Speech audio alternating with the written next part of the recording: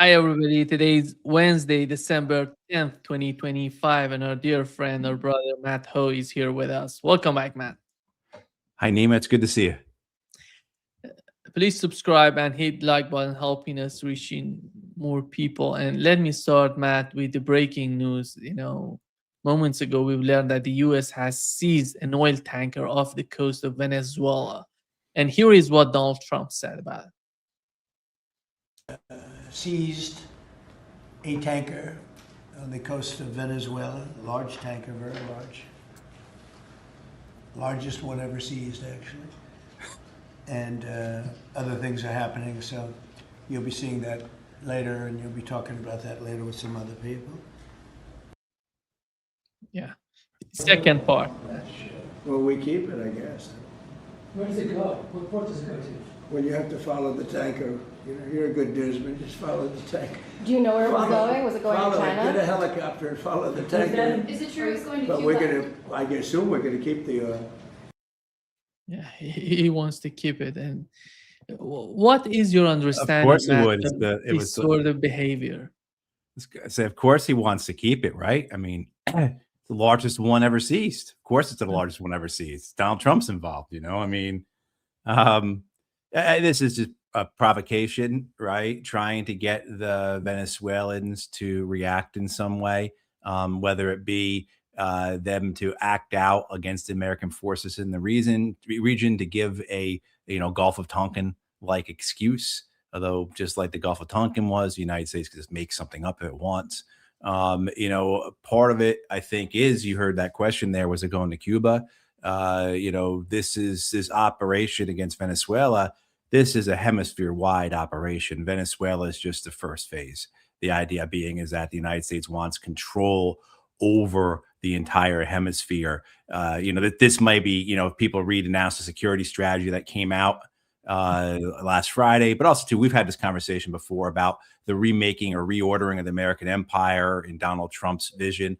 It's this idea of recentering or focusing on our sphere of influence and pulling back from other parts of the world so not to be overextended, so that we could fight harder, so that we can be more efficient. The idea it's not a retreat in the sense that we're ceding ground as much as it is in their minds reordering or remaking to make us stronger.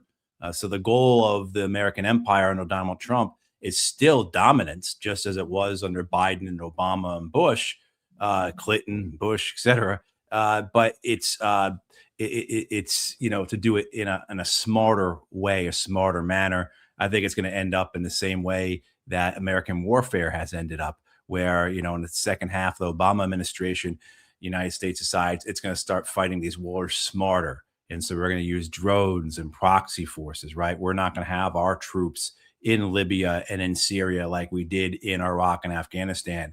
And of course, you arrive at the same point. And I think that's the way Donald Trump's new imperial vision is going to end up. But yeah, you heard that comment about Cuba. You also heard a comment about China. Part of this strategy is to get China out of the hemisphere. I mean, the fact that Washington, D.C. looks at a map of this hemisphere and it sees that the major trading partners for most countries is China, that infuriates Washington, D.C., that sense of entitlement, that degree of shame that we let this happen, or blame, because the Trumpites will blame the Bidenites and the Obamas and such. But yeah, I mean, so there's all these reasons why, to seize the tanker, as well as just a fundamental reason of empire, because we can, because we're entitled to do so, because we want you to knock off your behavior. We want to show who's boss, however you want to phrase it. So part of it may have just been because it was a target of opportunity and we're just going to take it because we can. You know what's so amazing to me, Matt? I think the era of seizing the oil tanker is over. You cannot show your force, your power by these sort of activities. If you want to feel, to show the other countries, as you mentioned, China is the pure competitor of the United States, as they have mentioned that in the document, the national security strategy, they're talking about China, how to confront China. These are not the signs that you're powerful, you're strong. right? Are Just they really worried about this? These sort how they're going to be perceived by China, for example? well, that's why I said, regardless of how Donald Trump tries to reshape the American empire to dominate the world, he's going to end up in the same place that his predecessors did. Because the focus is on military might. There's a lot in the national security strategy, a lot of cultural stuff, as people would expect from this administration, a lot of pseudo economic stuff, a lot of just we're going to reindustrialize the United States with pixie ducks, and really tightly crossing our fingers. I mean, like no real mechanisms behind the visions. And I think most of the world understands that. They see that the reality is that the United States is still going to rely on its military to achieve things. And that is only going to end up in the same way it has ended up for the last 50, 60, 70 years of American primacy, that's carried out through just militarism. And this is what the United States elite has gotten wrong for so long, and other elites around the world have misunderstood it as well. This idea that a country's strength comes from faraway battlefields, the strength of a country is somehow measured in how many ships it has, or bomber aircraft, or how big their armies are, and particularly how much you can bully other nations overseas. So that's great. The United States is punching down against Venezuela. This is as Andy Basovich said about the Iraq War. How big surprise, Ohio State beat Bowling Green, 62-0. I mean, I think the competitors to the United States, its adversaries, and many of its allies as well, recognize a failing empire, an empire in decline with only one tool, and what the dangers of that can be. This is, I think, I think a lot of our frustration with the Europeans, with their not understanding that or not getting that, right? Their insistence on going back to the Biden, Obama, George W. Bush reality of empire, as opposed to this newer vision by the Trump administration. And I think the wise ones out there, and I'd say the Chinese, it's because how they've conducted themselves over the last couple decades, understand that the strength of a country comes, again, not from success on, or some imagined success, or fantasized success on a faraway battlefield, but in its people, in its resources, in its infrastructure, right, in its policies. That's where a straight nation's true strength comes from. It's internal. It's nothing external. So I think the folly on demonstration here by the Trump administration looks a heck of a lot like follies of previous U.S. presidential administrations and governments. It's just got some different nomenclature around it. Donald Trump came to power just somehow criticizing Joe Biden and the former presidents of regime change and spending a lot of money, USAID, all of that. Looking at what he's done so far, going to the Red Sea and right now to the coast, off the coast of Venezuela. How much money has he spent so far? Oh, billions, Nima. Yeah. Let alone the defense of Israel, right? As well as taking part in Israel's war against Iran back in, was that May or June, the 12-day war, whichever one it was. I mean, the billions of dollars spent in that, whether it was the cost of dropping 14 massive ordnance penetrators, the MOPS, which I think are $8 or $9 million a piece, the utilization of American aircraft throughout this entire year, in the Middle East in support of Israeli operations. So like our tanker aircraft providing fuel to, in-flight refueling to Israeli F-15s, F-16, F-35s as they're on their way to launch missiles against Iran. Of course, all the missile batteries that expended all those air defense interceptors, whether it be THAADs or Patriots, you're talking billions and billions of dollars. And of course, the predecessor administration, the Biden administration, spent just as much, if not more. As you said, the Red Sea, that operation to try and defeat the Houthis in the Red Sea cost billions of dollars. And the United States had to retreat from the Red Sea. And now this operation, where we've assembled the largest fleet in the Western Hemisphere in decades, is costing tens of millions of dollars a day.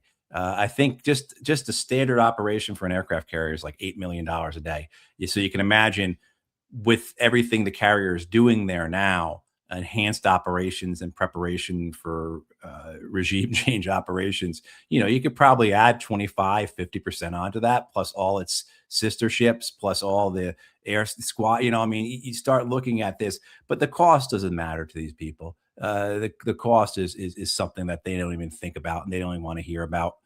So the idea that somehow there's any discussion or restriction or constraint on American the use of the American military overseas that's going to cost too much. I have never seen anything other than someone like a Tom Massey or a Ron Paul or a Barbara Lee, say something like that. Yeah. Matt, what's going on in the case of Venezuela is somehow amazing to me because usually we used to have regime change, somehow covertly, Right. it wasn't just the way that is going on right now with the case of Venezuela because the Venezuelan president is talking, he's ready to talk with the United States, he's ready to make a deal with the United States, he's ready for everything. But they simply saying that we need regime change and we Yeah. are forcing that on you. It's amazing to me what's going on with the Trump administration, which we know they came, one of the main rhetorics that Donald Trump had before being elected, he was, I am against regime change. I don't like these sort of policies. And yet you see what's going on with the policies of the United States, considering Venezuela. Right. I don't see they're gonna get it. I don't see that that's happening unless Donald Trump has decides to go underground in Venezuela because bombing Venezuela is not gonna bring regime change in Venezuela. This is where you get afraid, right, Nima, about what information is going to Donald Trump's desk. What are these crackpot realists, as C. Wright Mills would call them, who dominate the foreign affairs establishments of the United States, whether both government or non-governmental? So whether it's the Pentagon or the State Department, the CIA, or the think tanks that provide about 7 out of 10 briefings to members of Congress. That's just something going aside. So members of Congress receive most, if not close to all of their information about the wars of the United States, overseas military operations, you name it, from think tanks that are funded by the weapons industry. So if you go to a congressional hearing, whether it be open or closed, it's whether it be formal or informal session, you are going to have you're going to be confronted with experts, as they're called, who are funded by the weapons industry. Not even the men and women coming out of the CIA or State Department or the Pentagon. Most of the time, about 7 out of 10. So I mean that's one thing that probably keeps some people up at night if they weren't already worried about these kind of things. But yes, I mean, what type of information is going to the president? I mean, we saw this consistently with Bush and Obama and their wars. The information that came to them through both U.S. government and these think tanks, the certainty of the success, right? The slam dunk qualities of it, as George Tenet described the weapons of mass destruction in Iraq, right? That's why was it Clapper? I believe it was Clapper who told Barack Obama with regards to Syria following one of the alleged chemical weapons attacks in 2013, that it wasn't a slam dunk that the Syrian government had did it, so using specifically that language. But this idea that what's going to Donald Trump's desk, I guarantee it's these generals, these admirals, these experts who are telling Trump, Vance, Hegseth, Rubio's already got his mind made up, I'm sure, and then the members of Congress that, oh, it's a certainty. We just got to do airstrikes here, precision this, and then essentially Maduro's government will collapse. As if it's like you're pulling a card out from a house of cards. And then, of course, we've got the opposition lying in wait. So you've had these NED and IRI and NDI, all these USAID funded organizations that have been putting millions of dollars into Venezuela for decades now, preparing for this moment. Well, once the airstrikes come and we kill Maduro's commanders, the military is going to run away, and then Maduro will be trapped, and he'll then flee, and hopefully the mobs will get him and do a Gaddafi style murder of him, or he'll go into exile in some embassy, but this is assured, Mr. President, this is how it's going to work. And then, Maria Machado and Edmundo Gonzalez are going to sweep in with their forces and fill out the government, and, prosperity, peace, and happiness is going to be delivered to Venezuela. The way it'll be brought to the president and to members of Congress is with a degree of certainty that military force will deliver these things. And anyone who says, well, hang on, I've never read a history book that's told me that's the case, is going to be confronted with, well, you don't really know what you're talking about. This is that type of ad hominem shutdown. And I'm serious as anything that's what's occurred. It's just essentially a brute bullying of anyone who wants a dissent. They get shuttered, they get silenced. Either they're left out of meetings, or they are bullied or humiliated, right? And that's what occurs. That's what occurred for the Iraq War. If anyone tried to speak out against that, that's what occurred for the Afghanistan escalation. You saw what happened with regards to Libya, where Barack Obama was hesitant about it. Key people in the administration were hesitant about it. And then you had this gang of three, Hillary Clinton, Samantha Powers, and Susan Rice, who just bullied their way into pushing the president of the United States into carrying out this war against Libya, along with their friends in Europe. Right. I mean, and so like that type of reality is what's present, that forces these decisions, so would Donald Trump, think otherwise? I don't know why he would think otherwise. Certainly, there's nothing being presented to him that would allow him to have any view other than what, those who are in power in D.C., the deep state, if you want to call it that, want him to know. Matt, here is considering the U.S. national security strategy, as we talked about it before, and China being, the ultimate goal, objective to be targeted by the administration in the United States. Here is what the current chairman of the Joint Chiefs of Staff in the United States said about China. Look at the rise of the Chinese military. What our goal in the Joint Force is to create multiple simultaneous dilemmas for all of the adversaries around the world, so that they are very cautious and concerned about doing something that would bring any sense of threat to the American people. So he simply, putting all these people together to fight back, by. Do you see, Matt? I was somehow surprised by these sort of strategies on their part. These are failed strategies, proven failed strategies so far, but they're preaching them, they're advocating for them. Yeah, these are, I already used the term, but these are the men and women that C. Wright Mills in the 50s called the crackpot realists. These are people who believe in this upside down, completely bizarro world where they don't know, or they don't care, or they're just immune to understanding what has actually happened before, let alone having any degree of strategic empathy or understanding of their adversaries. You see this throughout the American military. Just today, I think it was, maybe it was yesterday, reading comments from the American general in charge of NATO. I forgive me, because several months later, I still can't pronounce his name, Grinch, whatever it is. Yeah. But, saying how it's a certainty, essentially, that if China was to attack Taiwan, which in his language is also certainty, scheduled to occur in 2027, according to these people.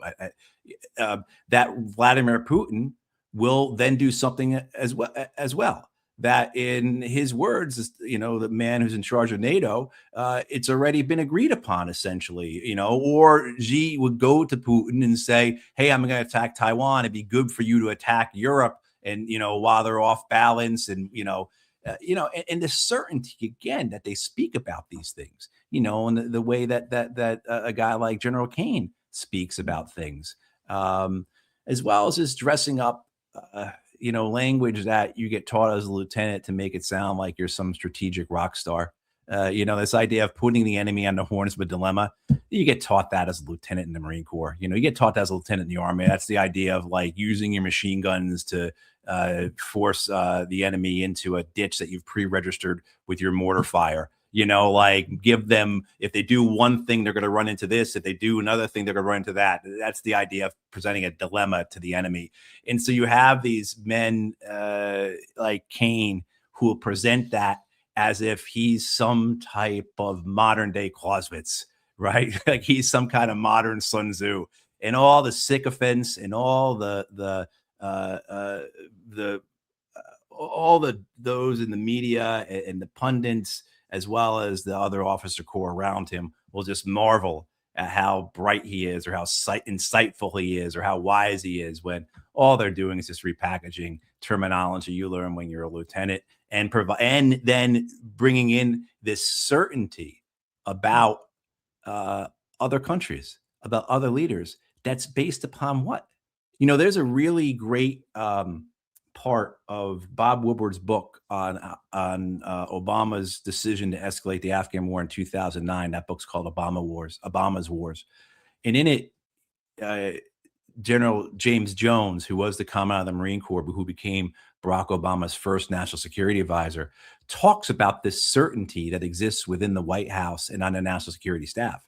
And he talks about how, members of both the NSC and of the White House, like the White House chief of staff, will talk about foreign leaders or foreign countries with a degree of certainty. And they've never even met these people before, but they're certain that, the supreme leader is going to act this way, or they're certain that, so-and-so is going to act this way, or the Chinese Communist Party is going to approve this because they are nefarious, and all they desire is insidious. All they're looking to do is to cause big trouble. So there's, you see this replication, you see this repeating over and over again within American figures in power. And it's because this is the institution. This is what it produces, because ultimately that type of certainty about our adversaries, about other countries in the world, about individual leaders, that type of certainty just feeds the self-interest of the institutions that they represent. And they never get to the top of those institutions unless they are dead set at providing 100% support for those institutions, right? Unless the institutions never allow them to rise, unless these people are going to be of only great benefit to the institutions. And so that's why you see this same type of phenomenon occurring over and over again. So again, whether it's Kane repackaging terminology I heard as a lieutenant in 1998, at the basic school in Quantico, Virginia, or it's this national security strategy, which, sure, it sounds like there's some method to Trump's madness in the world. But when you pick your head up from the paper after reading it, you realize that, oh, it's just the same old thing. Aircraft carriers off of somebody's coast, sending in drones, seizing other nations' assets, conducting economic warfare against them, et cetera, et cetera, et cetera. Matt, how did you find the situation with Europeans and Ukraine in the document in NSS? Well, I read mainstream media accounts before I read the document. And so I was actually surprised at how light, I shouldn't say that. I was actually surprised about how much attention the document gave to Europe, and how you could read it in a way where it was supportive in Europe. The press accounts I read before I read the document were hysterical about how this whole purpose of the Trump administration is essentially to stab Europe in the back. right? I mean, and yes, there were comments in that national security strategy which are bizarre and I think unfounded and ridiculous, such as concern about Europe losing its Western values and it's essentially losing its whiteness is what they're concerned about.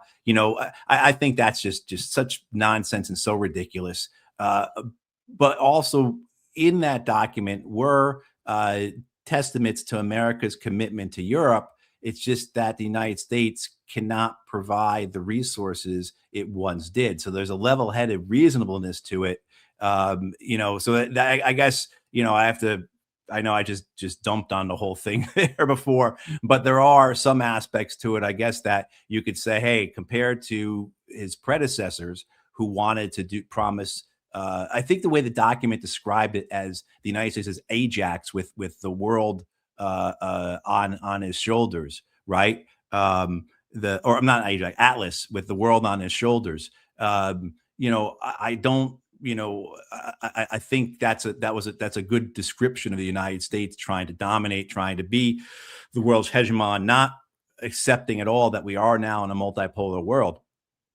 So when you read that section on Europe, you see that there is this decision by the United States that it cannot be the world's policeman. It cannot provide the resources, the generosity, I think, as a document describes it, as it once did. At the same time, too, it makes clear that Europe's stability is a core American interest. That is a second interest after the hemispheric interest, so ranks above everything else. Actually, now I have to stop a second because maybe Asia was before that, but I can't remember. But it's a core American interest is European stability. And the desire to end the Ukrainian war is framed in a way to stabilize European markets, stabilize European economies, to prevent the war from escalating, and then to bring the United States and Russia back into some type of geopolitical balance, which I don't know how anyone can look at that and say those are bad things, unless you want this war to go on because you believe in this Manichaean battle of good versus evil, that you're still tied into this Cold War belief system of the West is good and the East is bad. So I was surprised that it was so balanced on Europe, particularly after I read the alarmist views that were in the mainstream press about it. I expected it just essentially to be, that I expected essentially that they just republished the screed that J.D. Vance, unleashed on the Europeans back in March or so at the Munich Security Conference. I expected it to be that type of harangue, and it wasn't. There were elements of it in there, certainly. Again, I don't agree with those, but the idea that the United States has an interest in Europe certainly well demonstrated in a national security statement. And I think the desire by the Trump administration to achieve a negotiated settlement to end the Ukraine war is, well founded upon those three reasons: to stabilize Europe, prevent the war from escalating, as well as rebalance relations with the United States. And also, too, I believe now I'm recalling it, the document does say as well, it's a core interest of the United States to have Ukraine remain a viable nation, which I think, you agree, I agree, most people watching agree. If this war continues, Ukraine will not be a viable nation. Matt, when you compare us, all of us compared, the national security strategy of the United States to the one of the United Kingdom. They have released their national security strategy last year. And the main, issue in that document is internationalism, somehow how to manage the war, how to keep the hegemony of the West. But you see that tone has changed in the new national security strategy of Donald Trump, at least on the paper, the way they're talking about Ukraine, the conflict in Europe, in considering the conflict between the United States, the West, and Russia. Do you think that there is some sort of, difference between Washington and London today in terms of the, this concept of hegemony and the way that they see this sort of hegemony that they want to practice? Right. I think for those in power in Europe, pretty much in most capitals, few exceptions. But in the Scandinavian countries, in the E3, as they call them, right, in the Low Countries, there is a desire to maintain the status quo. There's a fear that any change is going to be worse for us. I think the European leaders recognize just how weak Europe is. That rather than these last 30 years post Cold War, where Europe really could have redefined itself with some degree of autonomy from the United States, some degree of independence from the American empire. You make it so that my accusations and others' accusations of Europe being vassal states of the American empire were simply not true or weak, or weak in their evidence, and they chose not to do that. Rather than building up Europe as a technological and education hub, rather than being a center for advanced manufacturing, they did not do that. They decided to be America light. They followed America's ruinous path of financialization.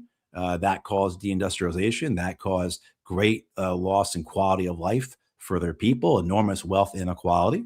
And, as well as too, going along with the American wars meant millions upon millions of refugees coming into Europe, which caused instability, caused problems. Look, I'm a big believer in migration and immigration and grandson of immigrants. But if your country is unable to accept large numbers of people, regardless of how well your intentions are, there's going to be problems. And so the Europeans are dealing with all that. And I think you have a leadership in Europe that has no other worldview than that which they have come from, the one I just described. That the best thing for us, the way we have hegemony, is to be a part of the American empire and to be the first of the vassals. That is the way that we have our power. That is the way that we are dominant, right? That is the way that we matter.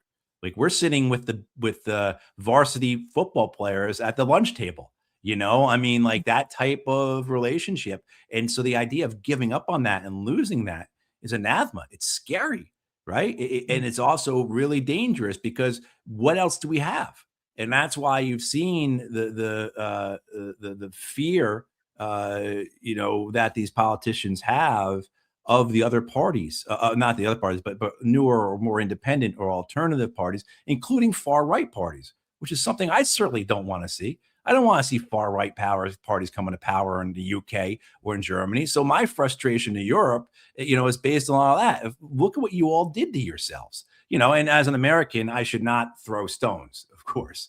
But, this idea of Europe in relation to the United States, Europe in relation to the empire, and where they are now, and the fact that what they are holding on to is the legacy, is the remainder of the dying American empire. And so at least the Trump administration has the understanding, has the intellectual honesty. I don't know if they're willing to really act it out or not. I don't think they are. And, as I said before, you look up from the paper and they're acting just the same way as their predecessors did. But, at least they're willing to admit that the United States is no longer the sole superpower. That at least they're willing to admit that the multipolar world is not something that's coming. It's not over the horizon. It's here now. We're living in a multipolar world. And so we have to adapt. We have to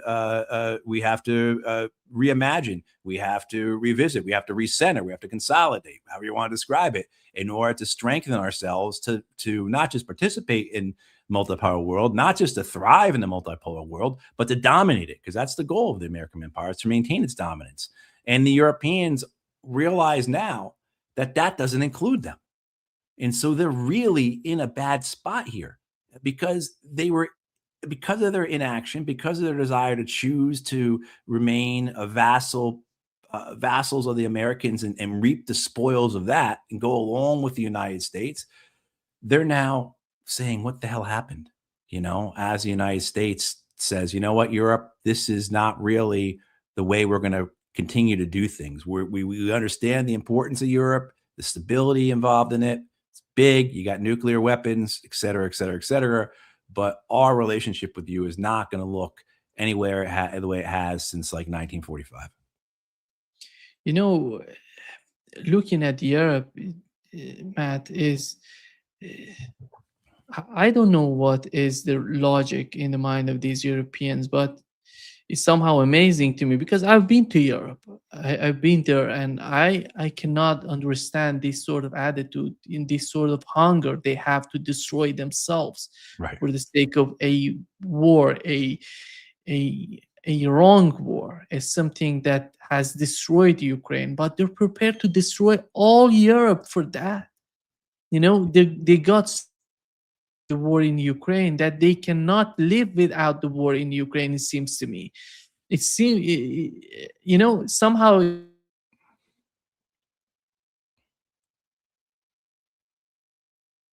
Oops.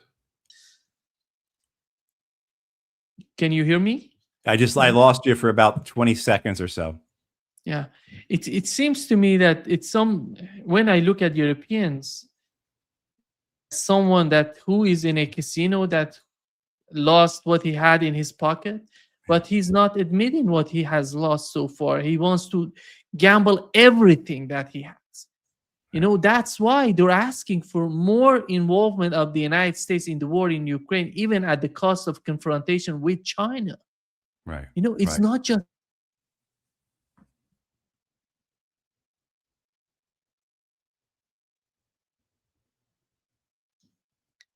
I don't know what's going on here.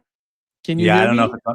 yeah, now I can hear you, but I lost you for about 20 seconds or so. I lost Yeah. you when you said, I don't know. And I don't know if it's on my side or on your side. So, I think it's on my side. I tried to switch table to fix it, but it's not just about Europeans. They have convinced even Netanyahu, who is dealing with a lot of problems with his country. He's talking about confronting China. This is yeah. amazing to me, looking at the current situation. Europeans, at the way that they're behaving toward the conflict in Ukraine. Yeah, it is. It's ruinous, right? It makes no sense.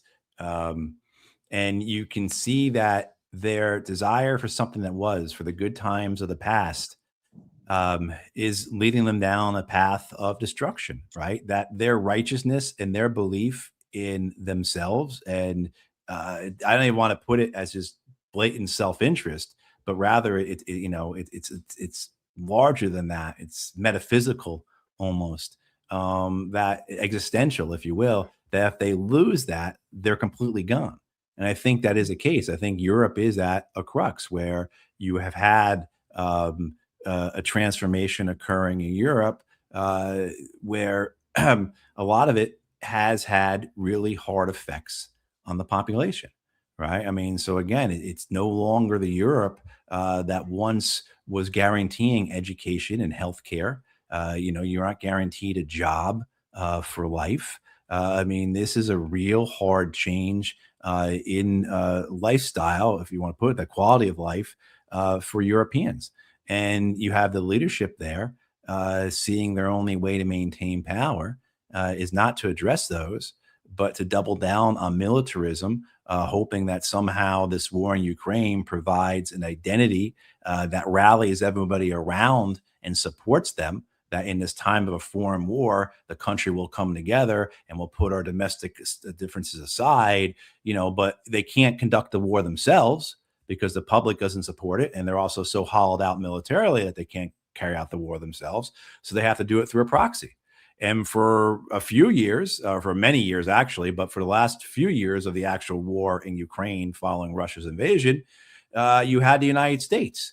So the idea that things were going to go well, that we'll pull through with this because the United States is going to provide all this money and all these arms. And with the United States, we will beat the Russians, and then we will show to our people that we are true leaders, and et cetera, et cetera, et cetera. And that's not working out. And so the desperation you see in their willingness, not simply to find a resolution or not simply to have their views about Ukraine present during the negotiations, which one could argue that's fine. They should. I mean, they're right there. They've spent hundreds of billions of dollars. I mean, they should have a say in it.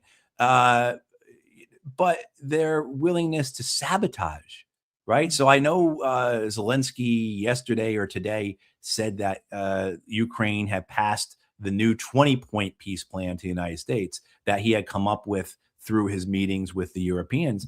How many different poison pills do you think are in that thing? How many of those 20 points are poison pills that the Russians would never accept, right? Meant to sabotage it and meant to just continue the war, and just hopefully the Americans will come to their senses, or if not, we will be able to bridge this war for at least 2 more years using the Russian frozen assets. We'll figure it out another year, and then the Democrats will win in 2028, and then the Americans will come back into the war. And at that time, certainly the Russian economy will have collapsed. The Russian army will have mutinied. One of the 36 different illnesses we've said Vladimir Putin's been infected with over the last years will finally get him, right?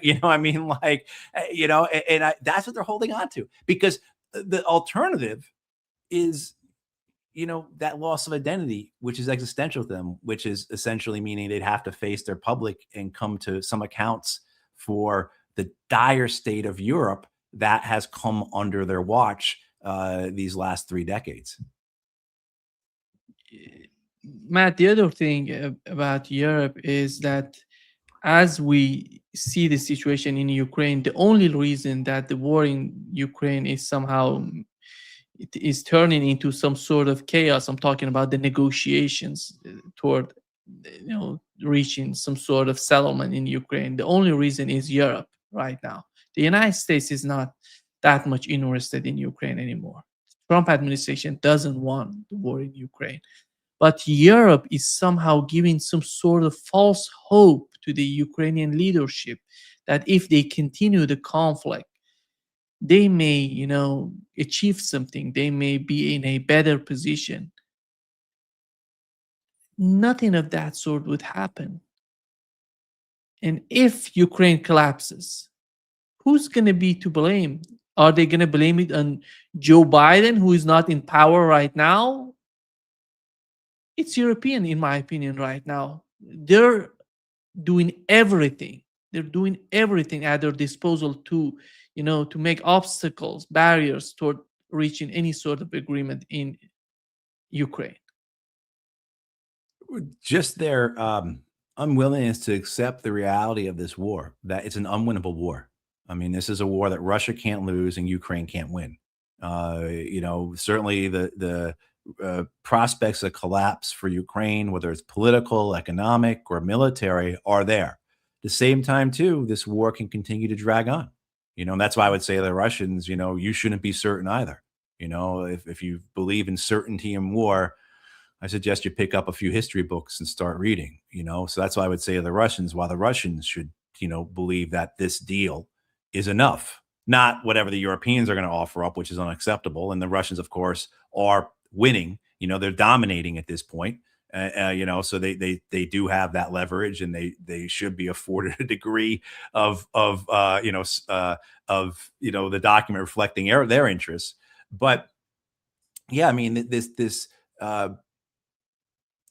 with the United States, as you're saying, though, Nima, no longer seeing Ukraine as necessary. If we go back, recall that the Biden administration saw the Ukraine war as the culmination, or if not the culmination, the latest stage of 10 years of Russiagate, more or less, right? So for a decade, the demonization of the Republican Party, the equalization of the GOP with the Russians, particularly of Trump with Putin, dominated Democratic Party messaging for election cycle after election cycle, including impeaching the president of the United States on these charges of essentially stopping Ukrainian shipments of weapons to Ukraine, one, for his own personal reasons, but also, two, because he was somehow abetting the Russians. And of course, he had the whole Mueller investigation. People are all familiar with this, right? So the Biden administration sees the Russian invasion as just essentially a gift that, okay, now this is really going to provide political spoils for us. This really will provide political benefits to it. So much that, if you recall, in September of 2023, when Joe Biden launches his re-election campaign, the first campaign ad for the Biden 24 campaign is Joe Biden going to Kyiv, Joe Biden as wartime president, Joe Biden as supporting Ukraine against the evil Russians, democracy versus autocracy. Like that was the framing that Democrats had embraced, particularly after 10 previous years of Russiagate. Now with this current administration, besides the ideological understandings, the as we were talking before, the view of empire as espoused through the national security strategy, there are also the political concerns, the domestic political realities that this just war isn't important. There is no narrative here for Donald Trump to need to sustain. Certainly, when you look at the other wars, the other conflicts, whether it be Venezuela, whether it be Israel, Palestine, Iran, whether it be a potential war with China, all of those matter more politically for the Republicans than does Ukraine. For Republican voters, the Ukraine war has been something they've really not wanted to be a part of. They haven't seen the necessity of it. They didn't believe it, right? Et cetera, et cetera, et cetera. And the other wars have value politically to the Republicans. Certainly, regime change in Venezuela, the importance of Florida politics, in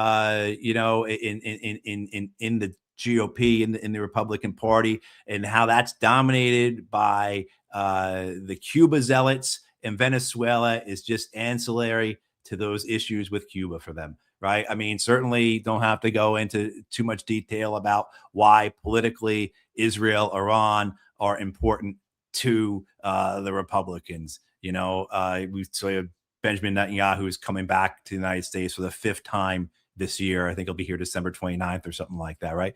And then China. China is more important politically to the Republicans and to their interests than this war in Ukraine is. Even for the weapons manufacturers, they view that they can earn more money by arming the United States and its allies for a potential war with China than they can by arming Ukraine for an actual war with Russia. So Northrop, Lockheed, Anduril, all these companies view China as really that is the goal. That is where we're going to make our most money.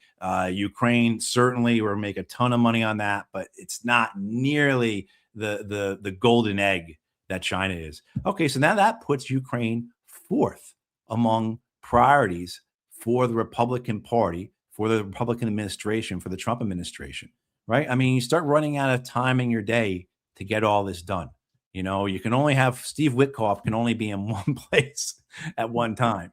So you see, you put all that together, you understand why the Trump White House will say this doesn't make much sense for us. Now, it does have its zealots within the Republican Party. I want to make sure I clarify that, because there are the neoconservatives, Mitch McConnell, Lindsey Graham, Tom Cotton, and others who view the importance of Russia. And for them, everything is important. For the neoconservatives, same as the Biden imperialists, for the neoconservatives, everything's important. We have to be everywhere. The United States has to dominate the entire globe. And again, that's what makes this administration different than its predecessors, it's different than many in Congress. But, when you add all this up, you can understand why the Trump administration is saying, yeah, this war needs to end. We need to get out of this thing. This is too much of a commitment for us. It's dangerous, et cetera. Matt, there is a single voice within the Republican Party, Thomas Massie, Congressman Thomas Massie. He has introduced a bill in the House of Representatives on the U.S. withdrawal from NATO. How do you see this sort of mindset? Why does the United States, or is there any sort of necessity, in your opinion, to NATO continue its existence? What is the benefit out of NATO for Europeans? What is the benefit out of NATO for the United States? Well, I guess I've probably established that you're talking to a guy who believes that we should have maybe a couple active duty Army divisions, a large National Guard, and then 100 or 200 nuclear weapons. And I think that's what pretty much would be enough to defend the United States and our interests. But a guy like Tom Massie is coming from a place of principle. He reflects deeply held American views about overseas commitments, about the folly of war that were expressed, through the founding fathers of the United States, but also throughout American history, up until really the beginning of the 20th century. Although you can make the argument America's always been an empire, it's just that we only decided to go overseas once we finally conquered the Native Americans, which is essentially what happens. It's within a year or two of the last Native American tribe being subjugated by the American government, you've got a coup occurring in Hawaii, right? So it's always been an empire.